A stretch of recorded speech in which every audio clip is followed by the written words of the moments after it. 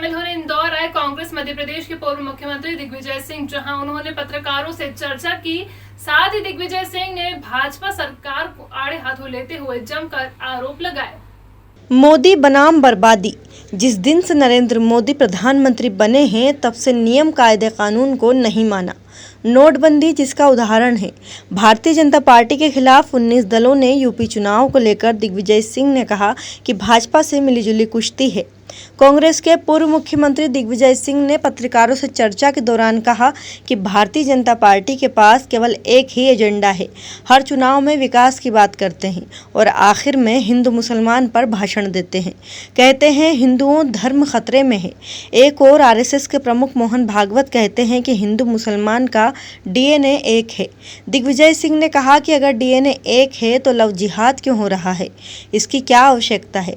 वहीं यूपी बिहार चुनाव ओवैसी के सवाल पर दिग्विजय सिंह ने कहा कि कांग्रेस पर राष्ट्रद्रोह का मुकदमा लग जाता है लेकिन ओवैसी पर नहीं लगता। प्रधानमंत्री नरेंद्र मोदी जी ने से पूछना चाहिए कि उन्होंने ओवैसी को क्यों खड़ा किया। साथ ही ओवैसी को लेकर पूर्व मुख्यमंत्री दिग्विजय सिंह ने कहा कि ओवैसी अपने गृह राज्य तेलंगाना में पूरी सीट से नहीं लड़ते हैं और केवल बिहार यूपी से ही क्यों लड़ते हैं। चुनाव केवल भाजपा से मिलीजुली कुश्ती है ओवैसी की।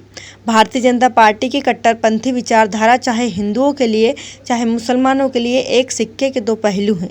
दिग्विजय सिंह ने आरएसएस को फूट डालो राज करो की तर्ज पर राजनीति करने वाला संगठन बताया।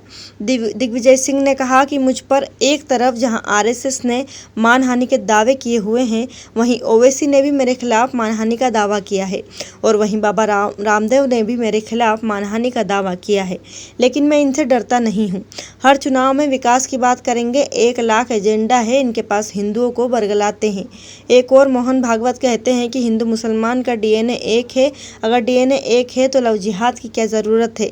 वहीं कश्मीर के मामले को लेकर कहा कि 370 के खिलाफ बोलने पूरी भाजपा मेरे खिलाफ हो गई।